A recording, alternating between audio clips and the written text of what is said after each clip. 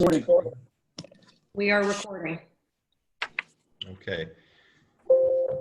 It is 8:31 on Tuesday, October 6th. This is the regularly scheduled meeting of the Board of Selectmen of the town of New Canaan. This is a virtual meeting, and first item on our agenda is minutes from the last meeting on September 22nd. Any comments, corrections? None here. I have a motion to approve the minutes. So moved. Second. All in favor? Okay. As I said, this is a virtual meeting, so comments will be taken by email from the public, and we will read them if received, and when received, we'll look for them throughout the meeting. Members of the public who wish to provide comment on agenda topics scheduled for review and or vote should email their comments to bosdistribution@newcanaanct.gov.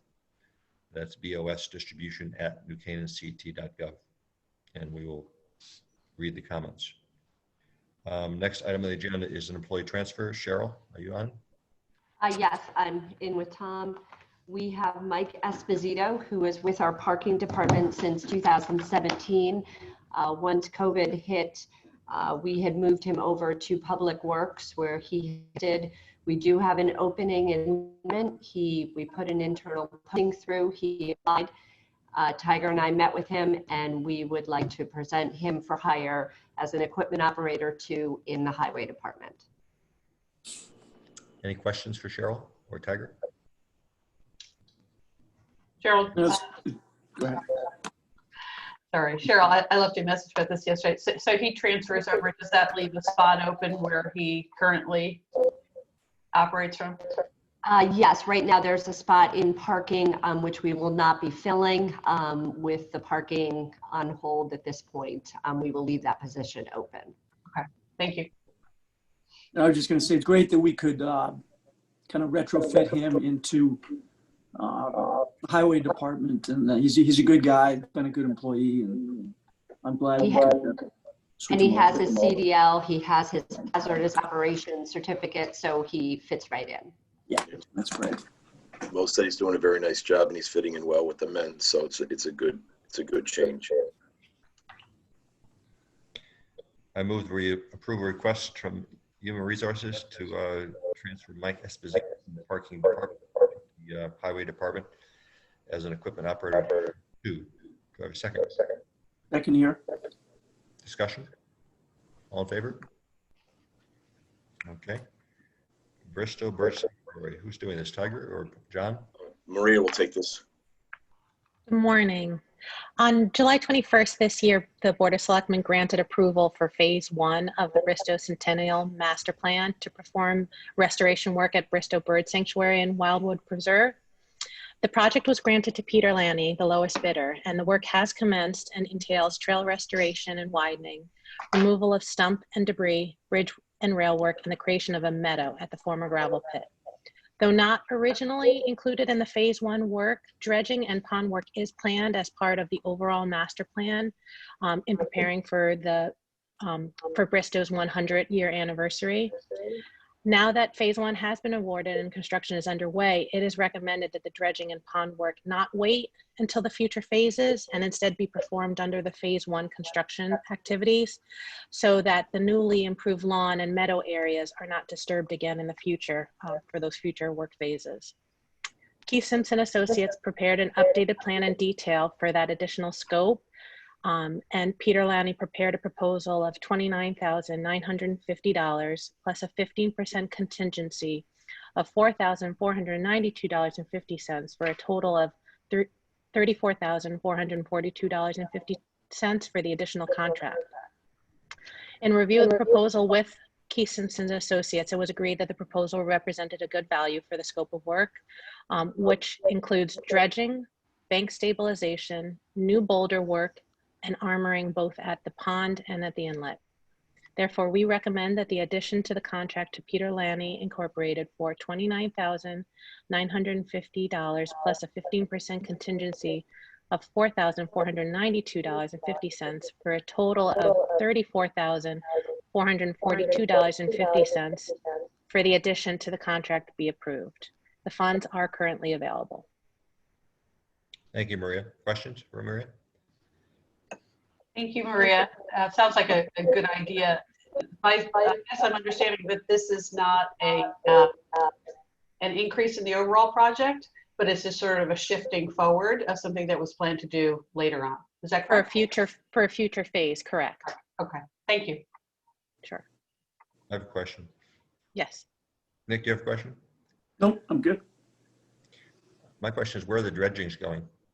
They're going into the meadow area, which is the former gravel pit area, which is one of the benefits of doing the work now, because excess material right now is going there. And so it's going to be established as a meadow. So if at a later date, the pond was dredged and that material brought in, it would have to be reestablished again. Oh, great, thank you. Yep. No further questions. I move we approve this request from Public Works to enter into an amended contract with Peter Landy for a total of $34,442.50 additional work, which includes a contingency for the dredging of the pond and as described by Maria. Second. Second, any discussion? All in favor? Okay. Thank you very much. Tucker, goose control. I don't remember this item from last year. This is my favorite annual budget item, actually. Who's doing goose control? John? John will take care of it. Good morning. Yes, we want to enter into a contract with Geese Relief LLC of Greenwich, Connecticut. They're really the only company around that does this work. And what they basically do is harass the geese, but humanely. They never touch them. The dogs never touch them. They also do the addling of the eggs, which is something that we've been doing for almost 30 years in town, which is also done PETA approved approach of addling the eggs, that there aren't any more babies being born out on the island. They take care of all this. They come to the town 13 times a week, twice a day, Monday through Saturday, and once a day on Sunday to hassle the eggs. This started a number of years ago. Baseball paid for having them come during their season. And this would hassle the geese just enough that they would leave for the time being. They'd come back, and it's such a beautiful place for them to nest out on the island and everything. That wasn't effective. So by doing it all year long, we have the ability to reduce our populations over time. So that's why we'd like to enter into a contract for $19,500 with Geese Relief. Questions for John? John, just remind us, is that just Mead, or do we do any other areas in town? Steve Banco has them go into Kiwanis Park during the pond season, during the swimming season, just to keep them out of there. We do not do any other properties in town. Unfortunately, we're probably looking at almost $20,000 for each additional property. The main reason we key on Mead Park is with the pond that's a nesting area for them. On the other fields, the geese will be out there, but they won't stay. They're only there to eat some grass and move on. They need water to nest. So that's why we key with Mead Park. I was telling Tiger yesterday that I'm just learning about this organization, Nick, so I can understand why it's an interesting topic. But it seems like I read their website. It's interesting. They list I don't know, it seems like 100 different towns that they do this in both Connecticut and New York. They don't list New Canaan, and I just thought maybe that, I don't know whether that's a good thing or bad, but might want to just acknowledge that because they've been working with us for quite some time. Is that right? They've been working with us, yes. I'm going to say probably around 2012. I'm not exactly sure. Okay. Yeah, as long as I can remember. Great. How many dogs are involved? It depends on the time of the year. They will bring up to 4. Most of the time they could use 2 dogs and be effective. And it also depends on where else they're going. You know, they'll have the dogs with them. They bring kayaks to take the dogs out to the island. you know, and also they need to get out there to do the ad and the ag stuff.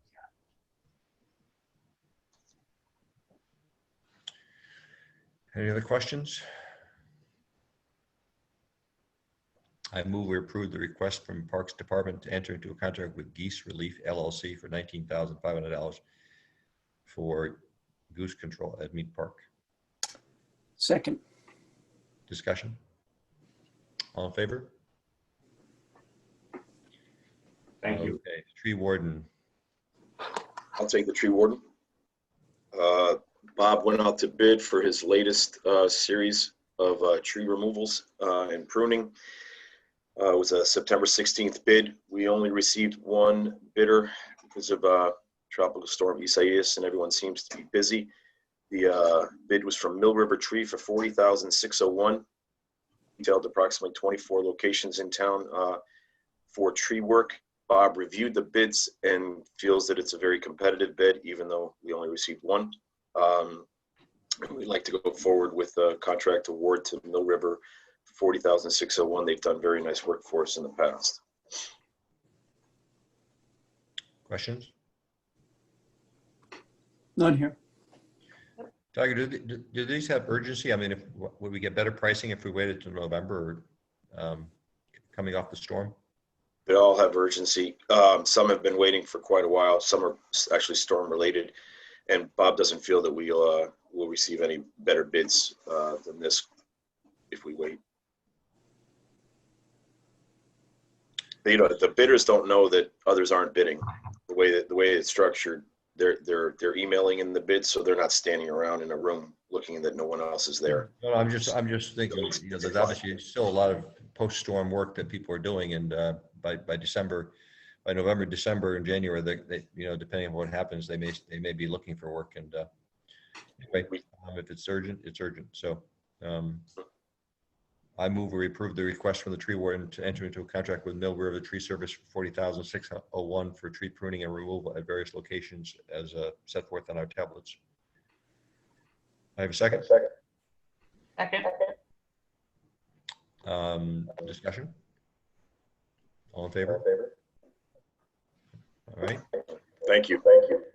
Tiger and Maria, you're up for River I'll Street. start River and then I'll hand it off. So this project has been in the works for about a year or two, I'd say 2 years. If you remember, we came to you originally for design work, and you asked us to go back and do a traffic study. We hired Michael Galante to go out and do a traffic study and make some determinations on River Street. River Street happens to be a small road between Brushy Ridge and 123. It seems to be a cut through since there's a traffic light right at the Brushy Ridge Locust area. So people will take a quick right and then a quick left on the river and then shoot through river to get up to 123 or vice versa. So we had Galante take a look. He made some recommendations as to some alignment changes of the roadway and the addition of a sidewalk in the lower portion on the western side of the road. So then we went forward with design and survey services with Cabezas De Angelis. They finished their work. We did some review and some tweaking in-house with them, and then went out to bid separately for this project. And then from there, I'll let Maria take over. Thank you, Tiger. Yes, so yesterday we had a bid opening and received 3 bids, with the lowest bid coming in from FGB Construction at $424,586.25, with a 15% contingency of $63,687.94 for a total project of $488,274.19. The roadway pavement, as Tiger was mentioning, is in need of complete milling and repaving, and this work also includes that sidewalk and ped ramp and updates to the drainage system for just change in elevation, etc. We recommend that FGB Construction be awarded the contract. They are actually currently working at Fieldcrest and Village and doing a great job. So we ask that you grant them approval. And this is in the PMP budget. This is currently, exactly, in the Pavement Management and Improvement Program budget. Correct. big project.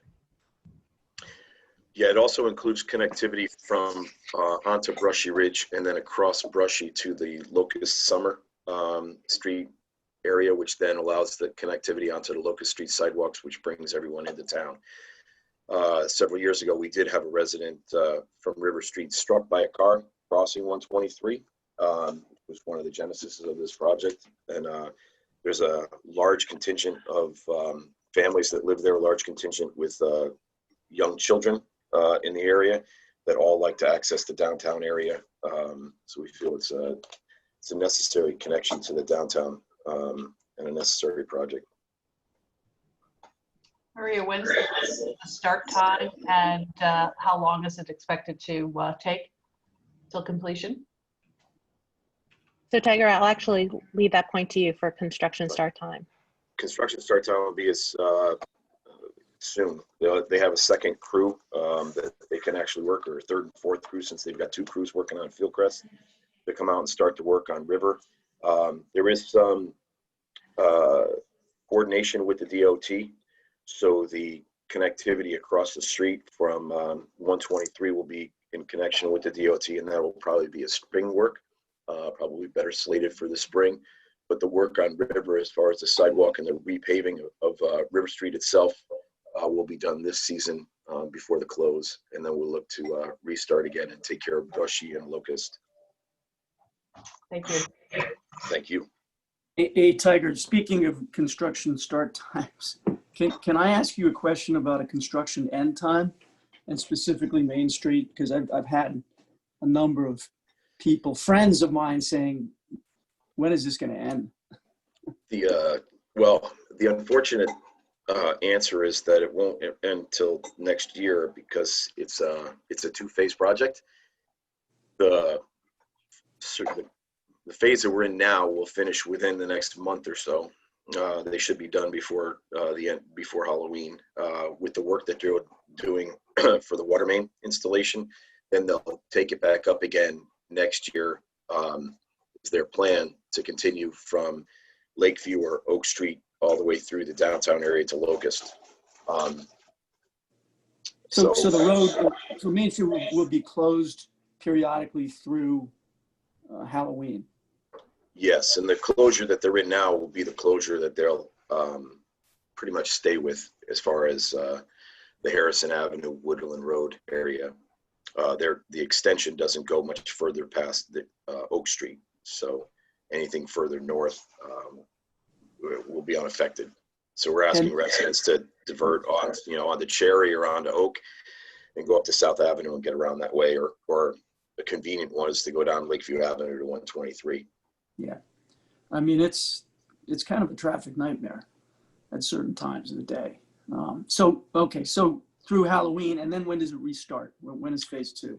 It'll start in March of next year. And how long will that take, phase 2? That one's going to be even more disruptive, since it goes through the entire downtown area. So that'll be the entire season through the downtown area. They're still working on their scheduling and their phasing for that. It's a very, very large project, as you can imagine, trying to continue with temporary services. What they're doing now, if you notice, they have temporary services running to every single house. Right. We'll have to continue that all the way through the downtown. So they're working through that phasing as to how they'll actually attack that. So we're going to be facing what we're facing now on Lower Main Street downtown through the entire summer of 2021? Yes. Right. That's an understatement, Nick. Look, I know it's first of all, it's not the work that we're doing as a town, and second of all, it needs to be done. But it's just, that's a big lift. It is. That's why they're taking their time on it. They were originally coming in this year to do the downtown first and then Lower Main Street second. They decided to reverse course and do the Lower Main Street first to give them some additional time for planning, and then they're actually rebidding the entire project again because of cost. So they are cognizant of the fact that they're in the area and they're in our downtown. The problem is that the material that's there, the existing main, is what's called stovepipe, which is a very weak type of pipe. And we experience breakages, water main breaks several times a year. and we're getting into that season again.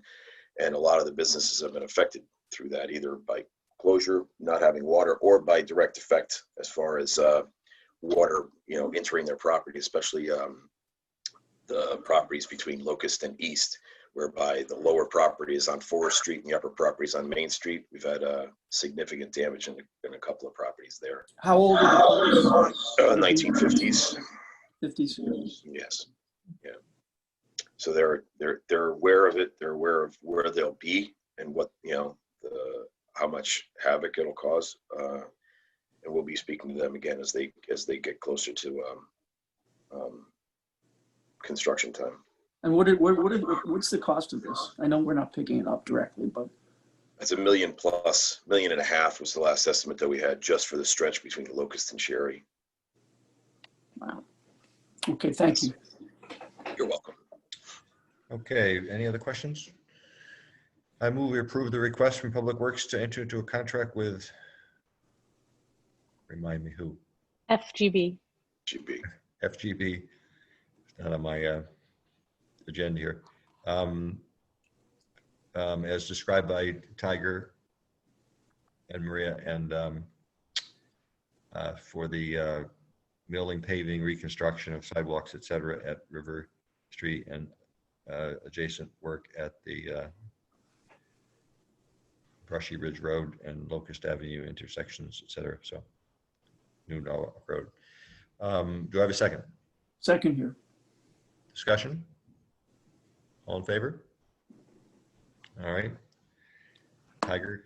Or Thank I'm sorry, with Donnie Smith will Thank take you. the hook lift truck. thank you, Maria. Good morning. This is a request to purchase a hook lift truck to replace our 1997 hook truck that's getting very old and tired. Originally, we just dug through the archives. We found out we paid $57,453 for the hook truck back in '97. And this one is $108,615 less $5,000 trade-in for $103,615. Not sure what a hook truck does, but I think we need it. It moves our containers around in the yard. About approximately 8 times a day, we have to dump the boxes for the residential trash. Now I get it. Okay. Any questions? Okay. Don? None here. I asked the same question yesterday, so. All right. I move we approve the request from Public Works to buy a new Freightliner hook truck from Freightliner of Hartford for a total of $108,615.60 after a trade-in of $5,000. Net cost is $103,615.60. Do I have a second? Second. All in favor? Discussion? All in favor? All right. Tax Thank you. overpayments, about 36 automobile overpayments on our tablets. Any questions, or I move we approve these refunds of the tax overpayments? Second? Second. Discussion? All in favor? It's unanimous. Contracts, there's various contracts under $10,000. Any questions, comments? None. None here, Ken. That brings us to the end of our agenda. Have we have any comments from the public, Tucker or Tom? No. That being the case, last item on the agenda is Selectmen's comments. I would make one comment that the press have been inquiring about our COVID cases, and people need to understand that our health department receives direct reports of positive cases from doctors in town and directly from residents, and we don't wait to see those appear in the state report, which may take sometimes 3 days, sometimes take 2 weeks, because our health department and these immediately pre-contact tracing, and therefore, if you try to reconcile the state numbers and what we report with our calls, it's almost impossible to do. 3 of the 4 cases that were in the state system over the weekend, I reported on last week, and so there's nothing really. There's a couple, another college-age kid, but nothing systemic or anything worth commenting on at this point. So that is my COVID update. And I don't think I have anything else to report or talk about. Kathleen? Kevin, just two things. Actually, you might have Tom Stadler on mute. I think I'm just a follow-up question on the COVID. Tom, you need to mute your mic, I think. I can't hear. You Is have that to coming? mute. Is that coming from any one of us? I think it's Tom.